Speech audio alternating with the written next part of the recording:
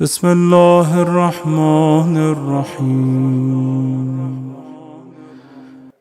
لا حول ولا قوة الا باللہ العلی العظیم۔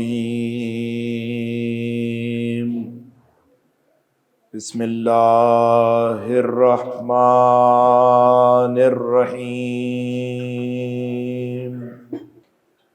الحمد للہ رب العالمین،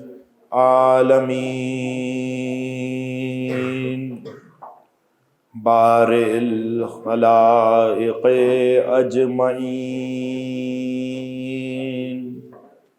ثم الصلاة والسلام والتحیۃ والاکرام علی جمیع الانبیاء والمرسلین، سیما خاتمہم وافضلہم ابی القاسم محمد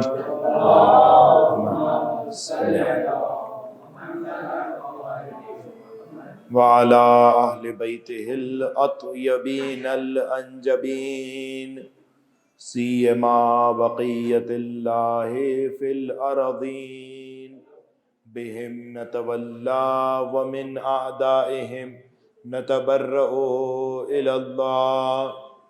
اما بعد فقال اللہ تعالی فی کتابہ المجید وفرقانہ الحمید وقولہ الحق۔ بسم اللہ الرحمن الرحیم۔ لقد ارسلنا رسلنا بالبینات وانزلنا معهم الکتاب والمیزان لیقوم الناس بالقسط۔ صلوات۔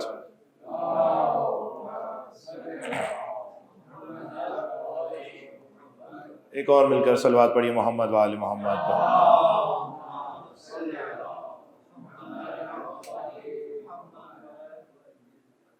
پروردگار عالم نے قرآن مجید کی سورہ مبارکہ حدید کی 25ویں آیت میں ارشاد فرما رہا ہے کہ اے انسانوں، ہم نے رسولوں کو مختلف نشانیوں کے ساتھ بھیجا ہے۔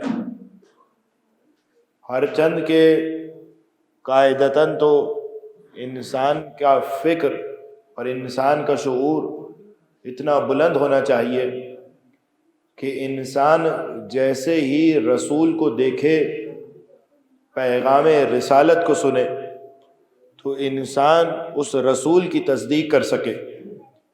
لیکن قرآن مجید میں مختلف مقامات پر جا کر دیکھ لیجئے کہ جب بھی رسولوں نے، جناب آدم سے لے کے خاتم تک، جب بھی رسولوں نے پروردگار عالم کی اذن اور اس کی اجازت سے جب بھی دعوت تبلیغ کی ہے، تو لوگوں نے سب سے پہلا جو تقاضا کیا ہے وہ یہ ہے کہ آپ ہمیں معجزہ دکھائیے۔ دیکھیے، نبیوں کا آدم سے لے کے خاتم تک جو مشترکہ پیغام تھا وہ لا الہ الا اللہ کا پیغام تھا۔ کسی نبی نے لا الہ الا اللہ کے ساتھ آدم صفوت اللہ کی بات کی، کسی نبی نے لا الہ الا اللہ کے ساتھ عیسیٰ روح اللہ کی بات کی، کسی نبی نے لا الہ الا اللہ کے ساتھ موسیٰ کلیم اللہ کی بات کی۔ لیکن جب بھی انہوں نے دعوت رسالت پیش کی ہے تو لوگوں نے سامنے سے یہ نہیں کہا کہ ہم آپ کی تکذیب کرتے ہیں یا تصدیق کرتے ہیں، بلکہ کیا کہا جا رہا ہے کہ آپ ہمیں معجزہ دکھائیے، آپ ہمیں کوئی کرشمہ دکھائیے، آپ ہمیں کوئی خارق العادت کام دکھائیے تاکہ اس کے ذریعے سے ہم آپ کی تصدیق کر سکیں۔ جبکہ یہ انسان کی فکری اور اس کی شعوری پستی ہے کہ وہ نبیوں کی تصدیق نبیوں کی نبوت کے ذریعے سے نہیں کر پا رہا، بلکہ معجزے سے کر رہا ہے۔ اسی لیے کتنی عجیب بات یہ ہے کہ امتوں نے تو نبیوں کی تصدیق معجزے کے ذریعے سے کی ہے، لیکن کسی نبی نے دوسرے نبی کی نبوت کی تصدیق معجزے کے ذریعے سے نہیں کی۔ توجہ فرمائیے گا۔ دیکھیے، جناب ابراہیم اور جناب اسماعیل ایک ہی زمانے میں دونوں نبی ہیں، لیکن ابراہیم کی امت نے تو ان سے معجزہ مانگا، لیکن کیا ابراہیم کی نبوت کی تصدیق کرنے کے لیے اسماعیل نے بھی ان سے معجزہ مانگا؟ کہ کسی آپ کو تاریخ میں ملا؟ کیا کسی مقرر نے، کسی خطیب نے یہ بیان کیا کہ جناب اسماعیل جب ابراہیم کی تصدیق کرنا چاہتے تھے تو وہ ان سے ان کی نبوت کی تصدیق کرنے کے لیے معجزہ مانگے؟ دیکھیے جناب موسیٰ اور جناب شعیب معاصر نبی ہیں، لیکن جناب شعیب جب جناب موسیٰ کی نبوت کی تصدیق کرنا چاہتے ہیں تو ان سے معجزہ نہیں مانگ رہے۔ لوگ تو معجزہ ضرور مانگ رہے ہیں، لیکن نبیوں نے دوسرے نبی کی نبوت کی تصدیق کرنے کے لیے معجزہ نہیں مانگا۔ اسی لیے آپ دیکھیے اماموں کی امامت کی تصدیق کرنے کے لیے لوگوں نے اماموں سے مختلف خارق العادت کاموں کا تقاضا کیا ہے، لیکن کسی بھی بات والے امام نے اپنے سے پہلے والے امام کی امامت کی تصدیق کرنے کے لیے اس سے معجزہ نہیں مانگا۔ اسی بنیاد پر آپ دیکھیے رسول اللہ سے قریش والوں نے تو معجزہ مانگا، حجاز والوں نے تو معجزہ مانگا، مکے والوں نے تو معجزہ مانگا، لیکن امیر کائنات نے معجزہ نہیں مانگا۔ توجہ کیجئے گا، امیر کائنات نے نہیں کہا کہ اے رسول اللہ اگر آپ اللہ کی جانب سے بھیجے ہوئے ان کے نمائندے ہیں تو آپ مجھے کوئی معجزہ دکھائیے، بلکہ عالم تو یہ ہے کہ ابھی امیر کائنات رسول اللہ کی آغوش میں ہے اور وہ قرآن جو ابھی نازل نہیں ہوا اس کی آیتوں کی تلاوت کر رہے ہیں۔ عالم تو یہ ہے کہ وہ قرآن جو ابھی نازل نہیں ہوا لیکن امیر کائنات رسول اللہ کی آغوش میں اس قرآن کی آیتوں کی تلاوت کر رہے ہیں۔ تو دیکھیے یہ انسان کی فکری اور اس کی شعوری پستی ہے کہ وہ سامنے والے کی بات کو بات کے ذریعے سے تصدیق نہیں کرتا بلکہ معجزے کے ذریعے سے تصدیق کر رہا ہے۔ اب آپ دیکھیے پروردگار عالم نے جو رسالت اور جو دین ہمارے لیے بھیجا ہے اس میں کیا کہہ رہا ہے پروردگار، ہم نے یہ رسولوں کو اس لیے بھیجا، ہم نے یہ معجزات اس لیے عطا کیے، ہم نے یہ کتاب اور میزان اس لیے دی لِيَقُومَ النَّاسُ بِالْقِسْطِ، تاکہ لوگ عدالت کو اپنا منشور بنا لیں، عدالت کو اپنا مقصد بنا لے، اس دنیا میں بھی عدالت کو اپنا مقصد بنائے اور اس دنیا میں بھی عدالت کو اپنا مقصد بنائے، اپنی معاشی زندگی میں بھی عدالت کو مقصد بنائے اور اپنی ازدواجی زندگی میں بھی عدالت کو اپنا مقصد بنائے۔ اب کتنے لوگوں نے اپنی ازدواجی زندگی میں عدالت کو اپنا مقصد بنایا ہے؟ دیکھیے ہمارا دین جو ہے وہ پروردگار عالم نے دین جو ہے وہ صرف امام بارگاہ کی حد تک محدود نہیں رکھا ہے۔ توجہات ہے نا میرے ساتھ؟ صلوات پڑھیے محمد و آل محمد پر۔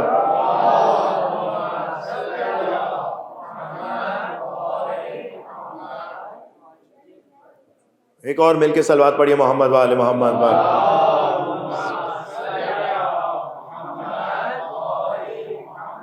توجہ فرمائیے گا، دیکھیے ہمارا دین جو ہے وہ صرف پروردگار عالم نے امام بارگاہ کی حد تک نہیں رکھا یا صرف مسجد کی حد تک نہیں رکھا۔ دین صرف اتنا نہیں ہے کہ جب میں مسجد میں آ جاؤں تو میں دیندار بن جاؤں، جب میں گھر میں اپنے بیڈ روم میں ہوں تو میں غیر دیندار بن جاؤں، دوستوں سے میرا تعلق تو دینی تعلق ہو لیکن بیگم اور بچوں سے میرا تعلق جو ہے وہ غیر دینی تعلق ہو۔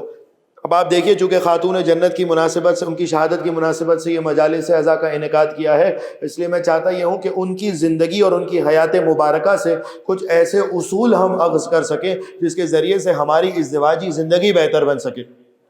اب دیکھیے اس میں ایک بنیادی اصل جو شہزادی کونین نے ہمیں تعلیم دیا ہے، نہ صرف تعلیم دیا ہے بلکہ خود اس پر عمل پیرا رہی ہیں، وہ کیا ہے؟ وہ یہ ہے کہ خاندان کی مضبوطی کا ایک ذریعہ اور ایک عامل باہمی طور پر شکر گزار ہونا ہے۔ کتنی عجیب بات ہے، شکر گزار ہونا، یعنی سامنے والا جو میرے لیے زحمتیں اٹھا رہا ہے۔ دیکھیے پروردگار عالم نے کسی بھی بیوی پر جو شرعی طور پر واجبات رکھے ہیں وہ 3 سے 4 ہی واجبات ہیں جو آپ کے ذہن میں ہیں، لیکن اس کے علاوہ بیگم جتنی بھی زحمتیں اٹھا رہی ہیں، بیگم جتنی بھی محنتیں کر رہی ہیں، جو میرے لیے کھانا بنا رہی ہے، جو میرے بچوں کی تربیت کر رہی ہے، جو میرے گھر والوں کا خیال رکھ رہی ہے، وہ اس پر شرعی طور پر واجب قرار نہیں دیا گیا۔ تو اب اگر وہ میری محبت کی وجہ سے گھر کو مضبوط کرنے کے لیے اگر وہ مزید زحمتیں اٹھا رہی ہیں تو کیا مرد کی ذمہ داری نہیں ہے کہ کم از کم اس کا شکر گزار رہے؟ امیر کائنات کی زندگی دیکھیے، ایک مرتبہ امام علی علیہ السلام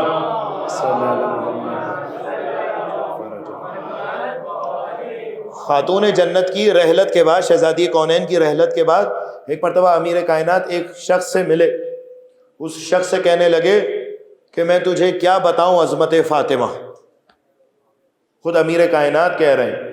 دیکھیے ایک مرتبہ ایک عام انسان کے لیے، ایک عام خاتون کی اس کی عظمت، اس کی معرفت، اس کا فضل دوسرے لوگ بتائیں، یہ کوئی بڑی بات نہیں ہے، بلکہ بڑی بات تو یہ ہے کہ گھر والے تعریف کر کے دکھائیں، ہے یا نہیں ہے؟ اگر آپ میری تعریف کیجئے، میں آپ کی تعریف کروں، تو یہ کوئی بڑی بات نہیں ہے، بلکہ بڑی بات یہ ہے کہ وہ افراد، وہ بچے، وہ بیگم، وہ والدین جو پورے 24 گھنٹے میرے ساتھ زندگی گزار رہے ہیں، اگر وہ میری تعریف کر کے دکھائیں تو یہ بڑی بات بنتی ہے۔ دوست تعریف کرے وہ تو کتنی دیر آپ سے ملتا ہے، 2 منٹ، 5 منٹ، آدھا گھنٹہ، اس سے زیادہ تو کوئی دوست کسی دوست کے ساتھ نہیں رہتا۔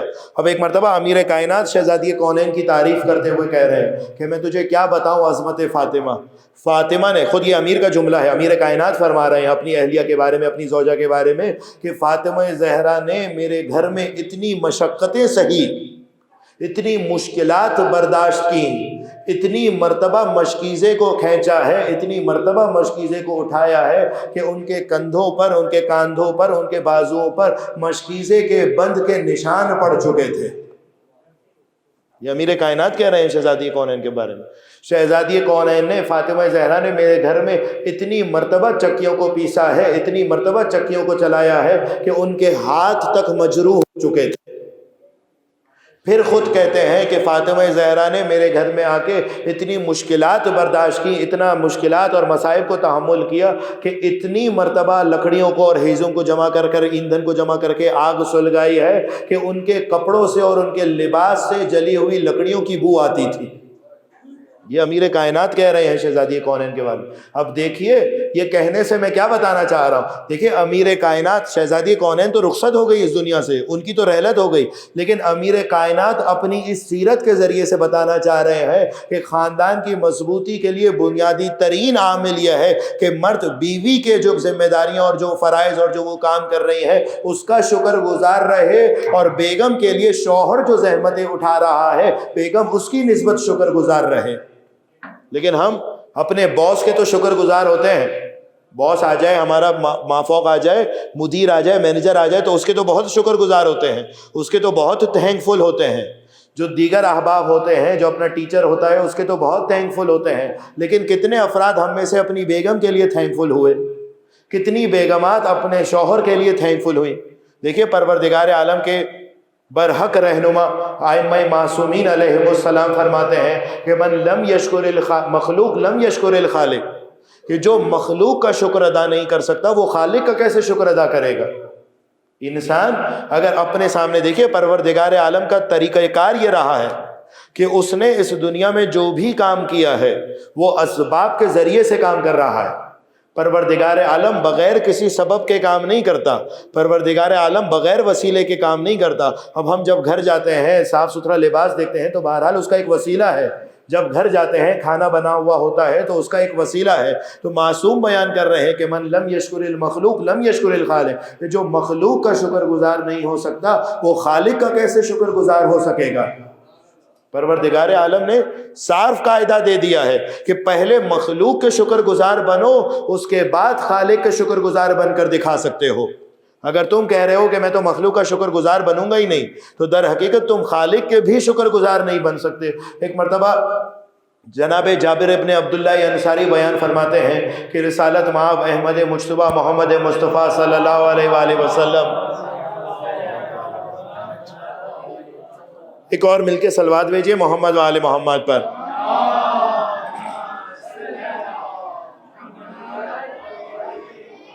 سب مل کر بھی اگر ثواب صلوات میں اپنا حصہ ڈالیں تو اس سے زیادہ بلند آواز سے پڑھ کے دکھائیے۔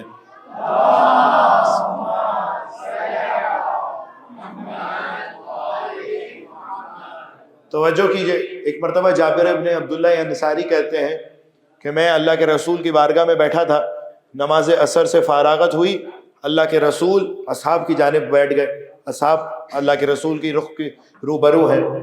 تو ایک مرتبہ ہم نے یہ دیکھا کہ مسجد میں ایک فقیر آ رہا ہے، فقیر لباس بھی پرانا پہنا ہوا ہے اور اس کے جسم سے، اس کے وجود سے بھوک، کمزوری اور ناتوانی کے اثرات جو ہیں وہ نمایاں ہو رہے ہیں۔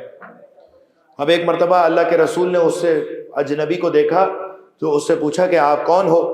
تو اس نے کہا کہ اے محمد میں فقیر ہوں، آپ مجھے بے نیاز کر دیجئے، میں بھوکا ہوں، آپ مجھے سیر کر دیجئے، اور میرے پاس پہننے کے لیے لباس نہیں ہے تو آپ مجھے ایک جوڑا لباس دے دیجئے۔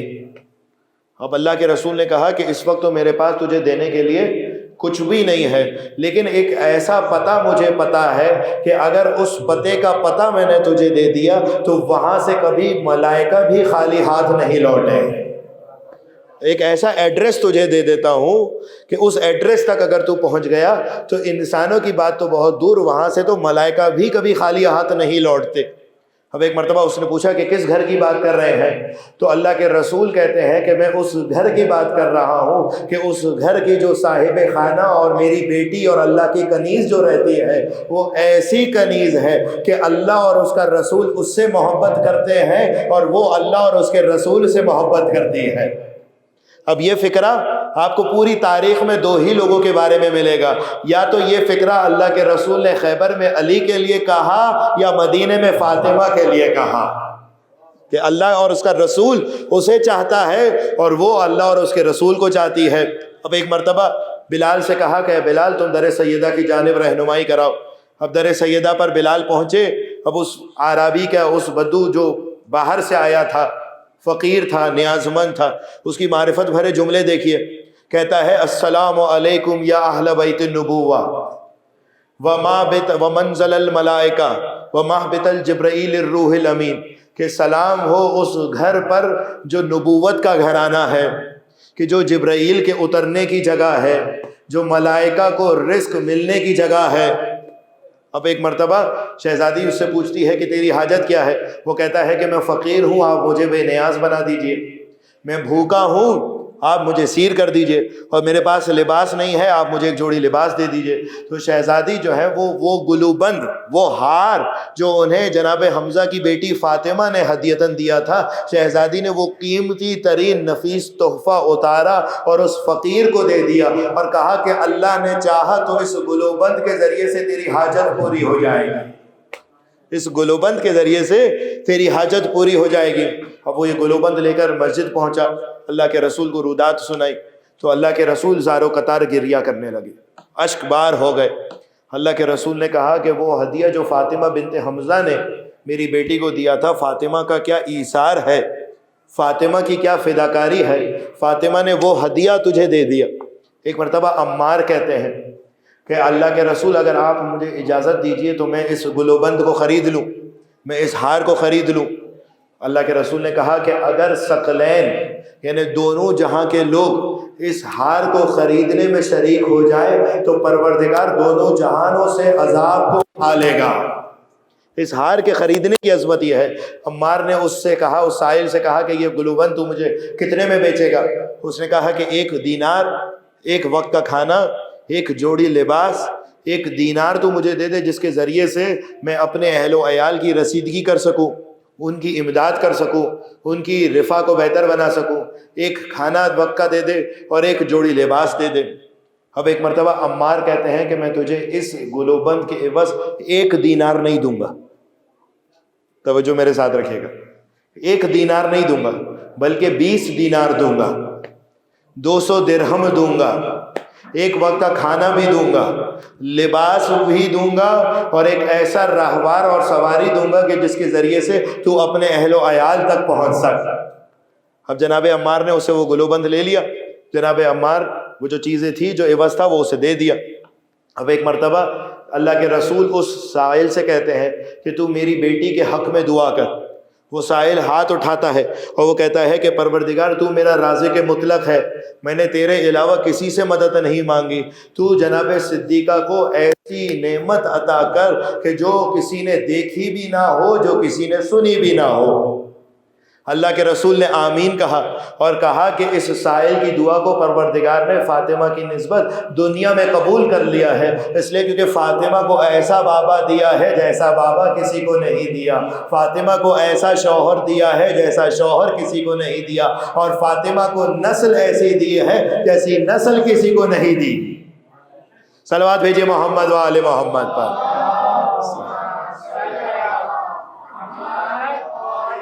فاطمہ کو ایسی نسل دی ہے۔ اب آپ ذرا عظمت نسل فاطمہ تو دیکھیے، پروردگار عالم نے فاطمہ زہرا کو صرف 18 برس میں शहजादी की उम्र मुबारक 18 साल है। 18 बरस में ऐसी नस्ल मुबारक अता की है कि उस नस्ल में आने वाले एक शख्स के पीछे नमाज पढ़ने को ईसा अपने लिए फ़ख्र समझ रहा है।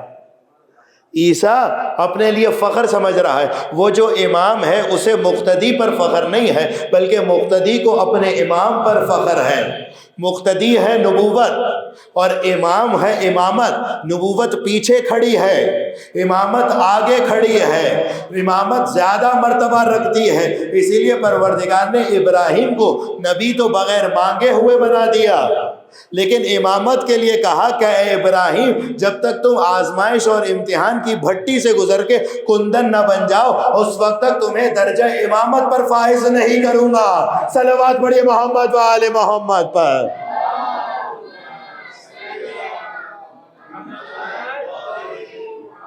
परवरदिगार आलम आगे इमामत खड़ी है, पीछे नबूवत है।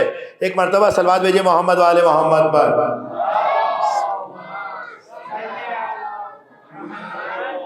एक मर्तबा जनाब अम्मार ने एवज़ दिया, अल्लाह के रसूल ने आमीन कहा कि इसकी दुआ कबूल हो गई। एक मर्तबा अल्लाह के रसूल मिदहत फ़ातिमा बयान कर रहे हैं। अब देखिए, हम जो मिदहत फ़ातिमा यहाँ पर बयान कर रहे हैं, दर हकीकत ये सुन्नत रसूल पर अमल पैरा हो रहे हैं।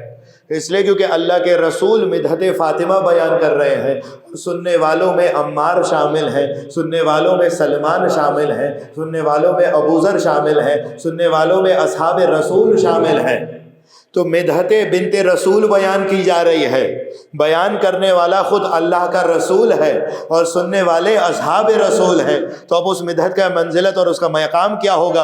अब एक मर्तबा अल्लाह के रसूल कहते हैं कि जिब्राईल अमीन ने आकर मुझे वही की है कि जब फ़ातिमा की रहलत हो जाएगी और किरामन कातिबैन फ़ातिमा से आकर सवाल करेंगे कि ए फ़ातिमा तेरा रब कौन है, तो फ़ातिमा कहेंगी माबूद ला शरीक वहदहु ला शरीक मेरा रब है। जब उससे फ़ातिमा से पूछा जाएगा कि तेरा नबी कौन है, तो फ़ातिमा कहेंगी मेरा बाबा।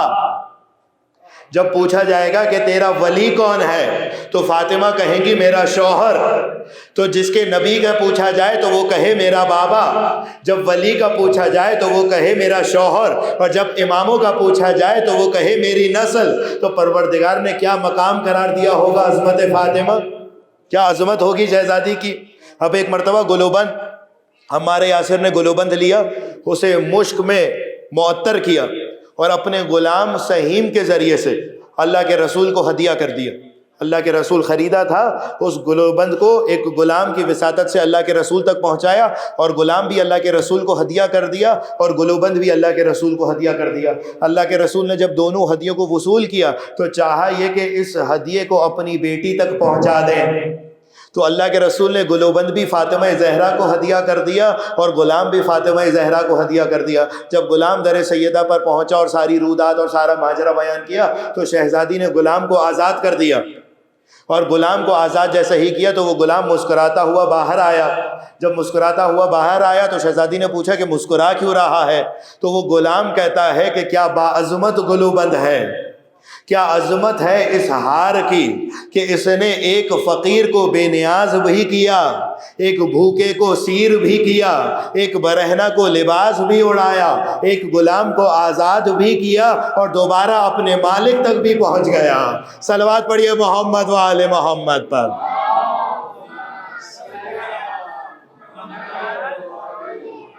क्या अज़मत है एक गुलोबंद की। देखिए, परवरदिगार आलम ने बरकत को कसरत के अंदर नहीं रखा। हम जो है वो बरकत को हमेशा कसरत के अंदर ढूंढ रहे होते हैं, माल की कसरत के अंदर, शोहरत की कसरत के अंदर, किताबों की कसरत के अंदर, ताल्लुकात की कसरत के अंदर। जो मुहसिन अफराद मेरे सामने बैठे हुए हैं वो इस बात की गवाही देंगे कि पहले के ज़माने में मुआवजा और दरामद कम हुआ करती थी। 100 रुपये, 200 रुपये, 500 रुपये, 1000 रुपये, इससे ज़्यादा तो पहली दरामद किसी की भी नहीं होगी। लेकिन अहलो अयाल ज़्यादा थे, खाने वाले ज़्यादा थे, आमदनी कम थी। आमदनी कम थी, खाने वाले ज़्यादा थे, लेकिन खुशहाली थी। लेकिन मौजूदा ज़माने में आमदनी तो ज़्यादा हो गई है, खाने वाले कम हो गए हैं, अहल भी कम हो गए हैं, अयाल भी कम हो गए हैं, लेकिन उसके बावजूद खुशहाली नज़र नहीं आती। क्यों खुशहाली नज़र नहीं आती? इसलिए क्योंकि हम बरकत को कसरत के अंदर ढूंढ रहे होते हैं। جبکہ پروردگار عالم نے برکت کو کثرت کے اندر نہیں رکھا، برکت کو اپنے دین کے اندر رکھا ہے۔ اگر انسان پروردگار عالم کے دین اور اس کی تعلیمات پر عمل پیرا ہو تو کیسے ممکن ہے کہ اس کا گھرانہ ایک خوشحال گھرانے میں تبدیل نہ ہو جائے؟ اب دیکھیے، پہلا اصول میں نے کیا بتایا کہ انسان کو چاہیے کہ شکر بجا لائے، صرف معبود کا شکر بجا نہ لائے، اپنی زوجہ کا شکر بجا لائے۔ اب دیکھیے، ایک مرتبہ رسالت مآب احمد مجتبیٰ محمد مصطفیٰ صلی اللہ علیہ وآلہ وسلم، ایک مرتبہ سرکار کی ذات پر مل کر درود بھیجیے۔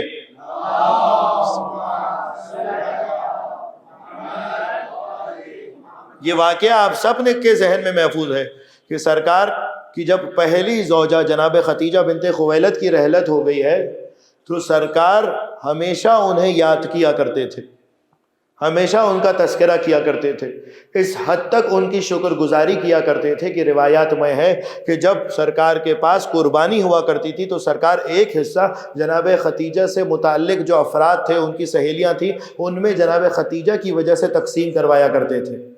کیوں؟ کیونکہ جناب خدیجہ خود کہتے ہیں کہ خدیجہ کی عظمت کیا بیان ہو، کیونکہ خدیجہ مجھ پر اس وقت ایمان لائی جب سب لوگ میرے نسبت کفر اختیار کیے ہوئے تھے، جب سب لوگ انکار کر رہے تھے اس وقت خدیجہ اقرار کر رہی تھیں، جب سب لوگوں نے مجھ سے معاشی بائیکاٹ کیا ہوا تھا اس وقت خدیجہ نے اپنے مال اور ثروت کے ذریعے سے میرے دین کی نصرت اور مدد کی۔ اب دیکھیے یہ کس قدر، ہم تو اسے تاریخ و تاریخ کے حصے کے طور پر سنتے ہیں، اسے ایک واقعے کے طور پر سنتے ہیں، اسے محض ایک منزلت جناب خدیجہ کے طور پر سنتے ہیں، لیکن اس سے پیغام جو بات لینے کی ہے، جو درس ہمارے لیے ہے، وہ یہ ہے کہ چاہیے کہ مرد اور بیوی اور شوہر اور زوجہ دونوں ایک دوسرے کی نسبت شکر گزاری کا جذبہ رکھیں۔ شکر گزاری اگر ہوگی تو یقیناً خاندان جو ہے وہ مضبوط ہوگا۔ اب دیکھیں، پروردگار عالم نے قرآن مجید کی متعدد آیات میں یہ کہا ہے کہ اے مخلوقات، اے انسانوں، تم میرا شکر بجا لاؤ، میں تمہارا شکر بجا لاؤں گا۔ انسان کا شکر یہ ہے کہ وہ پروردگار عالم کی اطاعت کرے، اور پروردگار عالم کی جانب سے جواب شکر یہ ہے کہ پروردگار عالم نعمتوں کا نزول کرے۔ اسی لیے دیکھیے، ربنا آتنا فی الدنیا حسنہ وفی الآخرۃ حسنہ وقنا عذاب النار، پروردگار سے کیا مانگا جا رہا ہے کہ پروردگار تو مجھے جواب شکر کے طور پر میری دنیا کو بھی بہتر بنا دے اور میری آخرت کو بھی بہتر بنا دے۔ توجہ ہے، جب پروردگار کیا چاہ رہا ہے کہ تم میرا شکر بجا لاؤ۔ دیکھیے مشہور قاعدہ ہے نا قرآن مجید کا، ہل جزاء الاحسان الا احسان، احسان کے بدلے، احسان اردو میں جو ہے وہ ہم کسی پر احسان کرنے کو کہا جاتا ہے۔ اردو میں احسان یعنی کسی پر منت کرنا، کسی کو اپنی نیکی کے ذریعے سے اپنا متاثر بنانا، جبکہ عربی میں احسان جو ہے وہ نیکی کرنے کو کہا جاتا ہے۔ اسی لیے والدین کی نسبت احسان کرنے کو کہا گیا ہے، یعنی والدین کی نسبت نیکی کرو۔ اب دیکھیں پروردگار عالم کا قاعدہ کیا ہے، ہل جزاء الاحسان الا الاحسان، کہ کیا احسان کے عوض کوئی احسان ہو سکتا، احسان کے علاوہ کچھ اور ہو سکتا ہے؟ کیا نیکی کے بدلے نیکی کا جواب نیکی کے ذریعے سے ہونا چاہیے یا بدی کے ذریعے سے ہونا چاہیے؟ کس کے ذریعے سے ہونا چاہیے؟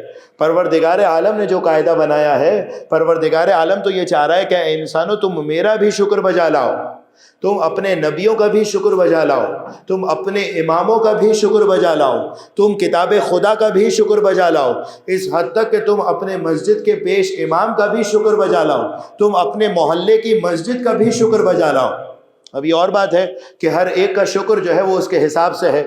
پروردگار عالم کا شکر یہ ہے کہ اس کی عبادت کی جائے، والدین کا شکر یہ ہے کہ ان کے ساتھ بھلائی کی جائے، مسجد کا، اس مسجد کا، یہ جہاں پر آپ تشریف فرما ہے جو نماز خانہ ہے، اس کا شکر یہ ہے کہ آپ یہاں پر نماز بجا لائیں، جو پیش امام ہے اس کا شکر یہ ہے کہ آپ اس کے آنے سے پہلے آئیں، اس کی تعظیم اور تکریم کریں، کتاب خدا کا شکر یہ ہے کہ آپ اس کی تلاوت کیجئے، صرف وہ مٹی میں اسے جب دلہن کو رخصت کرنا ہے صرف اس وقت سروں پہ نہ رکھا جائے۔ ہمارے یہاں تو یہ ہے نا کہ قرآن مجید کب خریدا جاتا ہے، کہ یا جب کوئی ایصال ثواب کرنا ہو، یا اس وقت خریدا جاتا ہے کہ جب دلہن کو اپنے گھر سے رخصت کرنا ہو۔ اس کے علاوہ تو نہ قرآن مجید کا کوئی استعمال۔ ایک تیسرا استعمال ابھی ذہن میں آ رہا ہے، وہ استخارے کا استعمال ہے، ورنہ پروردگار عالم نے قرآن مجید کا شکر استخارہ نہیں قرار دیا تھا، قرآن مجید کا شکر قرار یہ دیا تھا کہ اے انسانوں میں نے ساری مخلوقات کو بنا کر بھیجا ہے، میرے اس فکرے کو یاد رکھیے گا، پروردگار عالم نے ساری مخلوقات کو بنا کر بھیجا ہے، لیکن انسان کو بنا کر نہیں بھیجا بلکہ بننے کے لیے بھیجا ہے۔ اب جب بننے کے لیے بھیجا ہے تو پروردگار نے ایک قالب دے دیا ہے، ایک سانچہ دے دیا ہے، ایک رو کوروڈ مال دے دیا ہے، ایک باؤنڈری دے دی ہے۔ اب پروردگار یہ چاہ رہا ہے کہ انسانوں تم اس سانچے کو بھرو، سونے سے بھرو یا چاندی سے بھرو، کنکر سے بھرو یا گوہر سے بھرو، ہیرے سے بھرو یا کچرے سے بھرو، فقیر شام سے بھرو یا امیر کائنات سے بھرو، ہدایت سے بھرو یا شقاوت سے بھرو، رہنمائی سے بھرو یا گمراہی سے بھرو۔ اس کے لیے پروردگار عالم نے انسان کو اختیار دے دیا ہے۔ تو پروردگار شیطان کی شیطنت تو ہمارے سامنے ہے، لیکن اگر تیری رہنمائی کے ذریعے سے اپنے آپ کو بنانا چاہے تو تیری رہنمائی کا دستور کہاں سے ملے گا، تیری رہنمائی کا کتابچہ کہاں سے ملے گا؟ اس لیے پروردگار عالم نے قرآن مجید کی صورت میں ایسی کتاب عطا کر دی کہ جس کے ذریعے سے اگر انسان اس کی تعلیمات پر عمل پیرا ہو تو دنیا بھی سنور جائے گی اور آخرت میں بھی کامیاب ہو جائے گا۔ صلوات بھیجئے محمد و آل محمد پر۔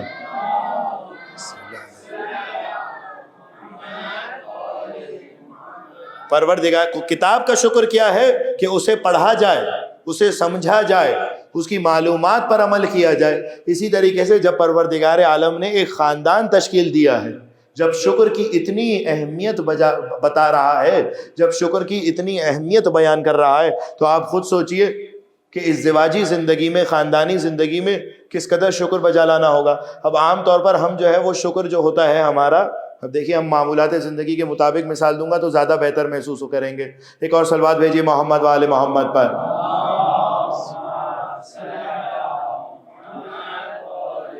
ایک مرتبہ درود بھیجتے بھیجتے آگے آگے تشریف لے آئیے۔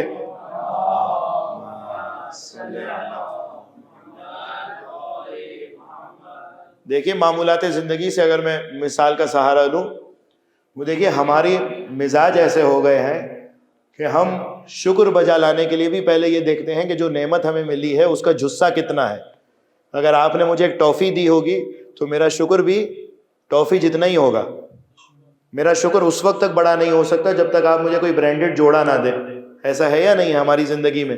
اسی لیے دیکھیے جب بچہ، کبھی میں نے دیکھا ہے بعض والدین کو، جب بچہ چھوٹی سی ٹافی اسکول سے لے کر آ کے اپنے والد کو، اپنی والدہ کو تحفہ دیتا ہے، ہدیہ دیتا ہے کہ ماما میں آپ کے لیے لایا ہوں، بابا میں آپ کے لیے لایا ہوں، تو باپ کی مسکراہٹ بھی بڑی دھیمی سی ہوتی ہے، اچھا ہاں لاؤ دے دو۔ ایسا ہی ہوتا ہے یا نہیں ہوتا؟ جبکہ دیکھیے پروردگار عالم کا کتنا عجیب مزاج ہے کہ ہم جو نمازیں پڑھتے ہیں، کیا آپ میں سے کوئی یقین سے کہہ سکتا ہے کہ ہماری نمازوں کے ذریعے سے ہماری نمازیں جو ہیں وہ پروردگار عالم کی بارگاہ میں درجہ قبولیت تک پہنچ گئی ہیں؟ کیا کوئی یہ دعویٰ کر سکتا ہے؟ کیا کوئی یہ دعویٰ کر سکتا ہے کہ جو میں واجب نمازیں پڑھتا ہوں، دن میں 17 رکعت نماز پڑھ رہا ہوں، فجر کی 2 رکعت پڑھ رہا ہوں، ظہر کی 4 رکعت پڑھ رہا ہوں، عصر کی 4 رکعت پڑھ رہا ہوں، مغرب کی 3 رکعت باقاعدگی کے ساتھ پڑھ رہا ہوں، عشاء کی 4 رکعت پڑھ رہا ہوں، یہ سب پروردگار عالم کی بارگاہ میں درجہ قبولیت تک پہنچ گئی ہیں؟ کیا کوئی یہ دعویٰ کر سکتا ہے؟ اچھا میں اس سے زیادہ بڑھ کر مثال دیتا ہوں۔ کوئی اگر اپنی نمازوں کو نوافل کے ساتھ پڑھ رہا ہے، نوافل کے لفافے میں لپیٹ کر پروردگار تک پہنچا رہا ہے۔ فجر کی نوافل کتنی ہیں؟ 2 رکعت فجر کی نماز سے ہے، پر فجر کی نماز کے بعد ہے یا پہلے ہے؟ پہلے۔ فجر کی 2 رکعت نفل ہے فجر کی نماز سے پہلے، ظہر کی 8 رکعت نفل ہے ظہر کی نماز سے پہلے، عصر کی 8 رکعت نفل ہے عصر کی نماز سے پہلے، مغرب کی 4 رکعت نفل ہے مغرب کی نماز کے بعد، اور عشاء کی 2 رکعت نفل ہے بیٹھ کر جو پڑھی جاتی ہے۔ تو نتیجتاً واجب نمازیں بن جائیں گی 17 رکعتیں، بن جائیں گی 17، اور نفلیں اگر ساری جوڑی جائیں تو وہ بن جائیں گی 34۔ یعنی پروردگار نے ہر واجب نماز، ہر واجب رکعت کے مقابل 2 رکعت سنت اور نفل کو رکھا ہے۔ تو اگر کوئی انسان فریضے کو بھی پڑھ رہا ہے، واجب کو بھی پڑھ رہا ہے، ساتھ ساتھ نفلیں بھی پڑھ رہا ہے، تو کیا وہ اس بات کو وثوق اور دعوے سے کہہ سکتا ہے کہ میری نمازیں پروردگار نے قبول کر لی ہیں؟ لیکن ہمیں یقین ہے کہ ہماری نمازوں کی حقیقت کیا ہے۔ ہمیں یقین ہے کہ جو نمازیں ہم پڑھ رہے ہوتے ہیں، اگر 17 رکعت کے لیے 17 منٹ بھی خرچ کر رہے ہیں، 17 منٹ بھی سرو کر رہے ہیں، تو اس میں سے شاید 17 سیکنڈ بھی ہماری توجہ اور کنسنٹریشن باقی نہ رہا ہو۔ حقیقت حال بتا رہا ہوں اپنے آپ کو شامل کرتے ہوئے کہ شاید 17 سیکنڈ بھی ہماری توجہ سجدے پر نہ ہو، ہماری توجہ اس معبود پر نہ ہو جو ہمارے سامنے ہے۔ لیکن دیکھیے جب ہماری نمازوں کی اہمیت اتنی گھٹی ہوئی ہے، اس کی حقیقت اتنی گھٹی ہوئی ہے. ہمارے روزے صرف بھوک کے روزے ہیں، لیکن جب پروردگار عالم ہماری نعمتوں، ہماری عبادتوں کے عوض جب نعمتیں دیتا ہے تو کیا اس نے نعمتیں گری ہوئی نعمتیں دی ہیں یا بلند و بالا نعمتیں دی ہیں؟ دیکھیے، ہماری عبادتیں تو بڑی بیکار ہیں، لیکن اس نے نعمتوں کا نزول بیکار نہیں رکھا، سانسوں کو باقی رکھا، والدین کی سلامتی، اپنی جسمانی سلامتی کو باقی رکھا، اپنے اہل و عیال کو باقی رکھا، رزق کا نزول باقی رکھا. تو دیکھیے پروردگار عالم ہماری اتنی گری ہوئی عبادتوں کے عوض جب اپنی بہترین نعمت کے ذریعے سے شکر ادا کرتا ہے، تو اگر بچہ جب اپنے باپ کو ایک ٹافی کا تحفہ دے رہا ہے تو کیسے ممکن ہو کہ باپ جو ہے وہ ہلکی سی مسکراہٹ کے ذریعے سے شکر بجا لا رہا ہے؟ کیسے ممکن ہے؟ اسے کیا چاہیے؟ یہ نہیں دیکھنا چاہیے کہ جو سامنے والے نے تحفہ دیا ہے وہ بڑا تحفہ ہے یا چھوٹا تحفہ ہے، بلکہ دیکھنا یہ چاہیے کہ سامنے والے نے جو مجھے تحفہ دیا ہے وہ کس دل کے ساتھ تحفہ دیا ہے، وہ کس احساس اور محبت کے ساتھ تحفہ دیا ہے. توجہ کیجیے گا. اسی لیے ائمہ اہل بیت نے خاندان ازدواجی زندگی کو مضبوط بنانے کے لیے جو سب سے پہلا اصل تعلیم دیا ہے وہ یہ ہے کہ شکر گزاری، خصوصاً مرد اپنی زوجہ کی شکر گزاری کرے، اس کا تھینکفل رہنا چاہیے. وہ جو زحمتیں اٹھا رہی ہے، وہ جو مشقتیں اٹھا رہی ہے، اس کے آگے شکر گزار ہونا چاہیے، اس کا احسان مند ہونا چاہیے. بچوں کو اپنے والدین کا احسان مند ہونا چاہیے. اور یہی درس آپ کو در سیدہ میں دکھائی دے گا، کس طریقے سے خاتون جنت نے اپنے بچوں کی تربیت کی ہے. ایک مرتبہ امام حسن مجتبیٰ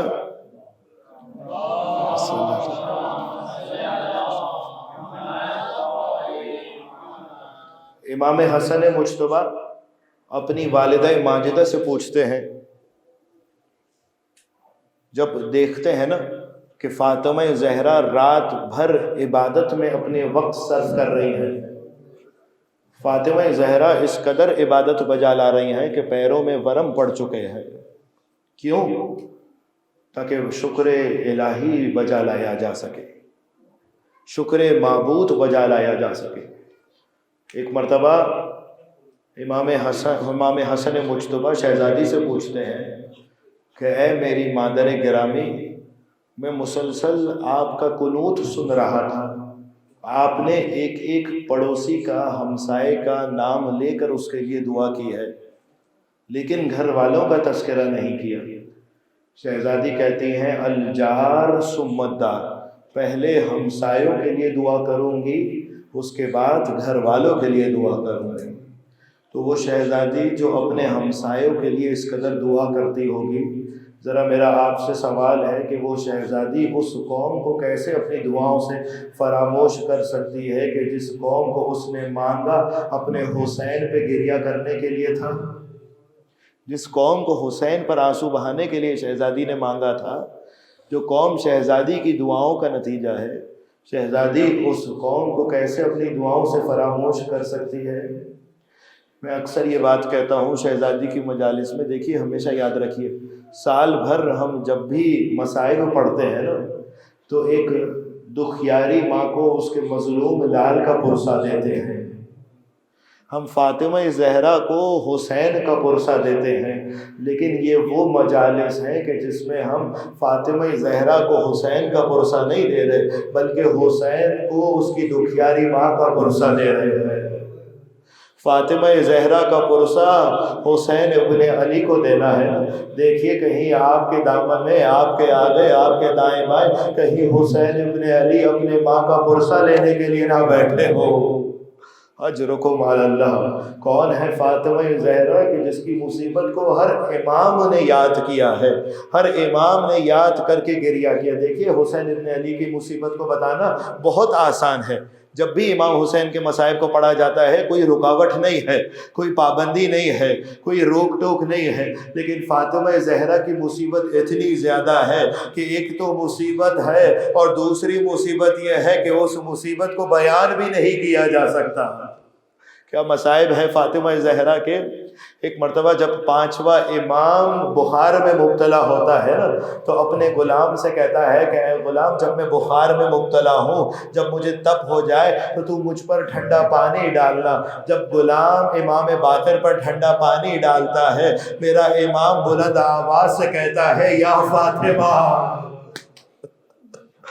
اپنی جدہ کو یاد کرتا ہے. مجھے نہیں معلوم میرے امام نے اپنی جدہ اور اپنی دادی کو کیوں یاد کیا، لیکن علماء بیان کرتے ہیں کہ فاطمہ زہرا کو اس لیے یاد کیا، اس لیے کیونکہ میرے امام نے جب اپنی مصیبت کو دیکھا تو اپنی مصیبت بڑی ناچیز نظر آئی فاطمہ زہرا کی مصیبت کے سامنے. کیونکہ سن تو 18 برس کا ہے لیکن محسن بھی شہید ہو چکے ہیں، پسلیاں بھی ٹوٹ چکی ہے، ارے کمر بھی جھک چکی ہے. کیا مصیبت ہے فاطمہ زہرا کی. ایک مرتبہ عباس ابن عبد المطلب علی کے پاس آتے ہیں اور کہتے ہیں کہ اے مولا مجھے یہ بتائیے کہ فلاں شخص نے قنفذ سے خراج کیوں وصول نہیں کرتا تھا. ہر انسان سے مملکت میں، حکومت میں خراج لیا جاتا ہے، ٹیکس لیا جاتا ہے، تو فلاں شخص جو ہے وہ قنفذ سے خراج کیوں نہیں لیتا تھا. ایک مرتبہ میرے امام کی مظلومیت کا ذرا مظاہرہ کیجئے. میرے صابر اور مظلوم امام نے دائیں جانب دیکھا اور بائیں جانب دیکھا، جب کوئی نظر نہ آیا تو خوب آنسو بہا کر کہا کہ ارے قنفذ سے خراج اس لیے نہیں لیتا تھا، اس لیے کیونکہ جب قنفذ در فاطمہ پر آیا تھا تو ایسا تازیانہ مارا کہ اس تازیانے کے نیل کا نشان جب تک فاطمہ زندہ رہی وہ نیل کا نشان باقی رہا. اجرکم علی اللہ، اجرکم علی اللہ. پروردگار فاطمہ اور آل فاطمہ کے غم کے علاوہ کوئی غم نہ دے. آپ سمجھ گئے نا وہ کون سا منظر تھا جب امت تسلیت دینے کے لیے آئی، جب پرسہ دینے کے لیے آئی، لیکن کس عجیب انداز سے پرسہ دینے آئی ہے، کس عجیب انداز سے تسلیت دینے آئی ہے.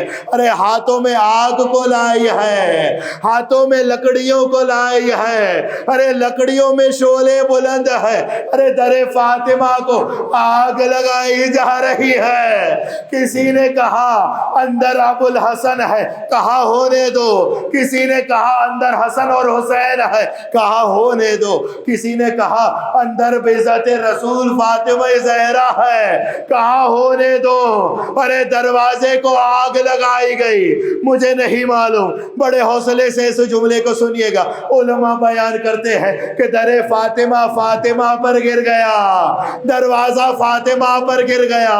جب بھی میں اس منظر کو یاد کرتا ہوں تو روح پہ کب کبھی طاری ہو جاتی ہے. کیونکہ ذرا تصور تو کیجئے، زمین ہے، زمین پر فاطمہ گری، فاطمہ پر دروازہ گرا، دروازے پر اشقیاء کے قدم رونتے ہوئے اندر داخل ہوئے.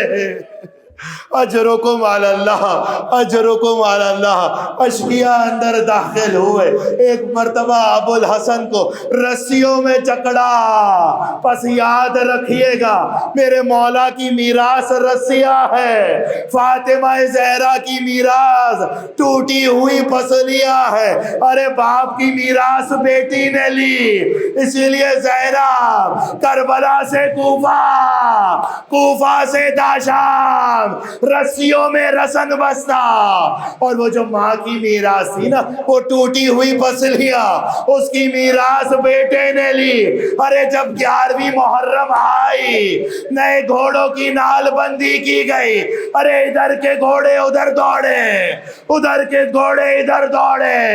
ارے فاطمہ کی زحمتوں کا بلا، پسلیاں توڑی، لاشا پامال ہوا.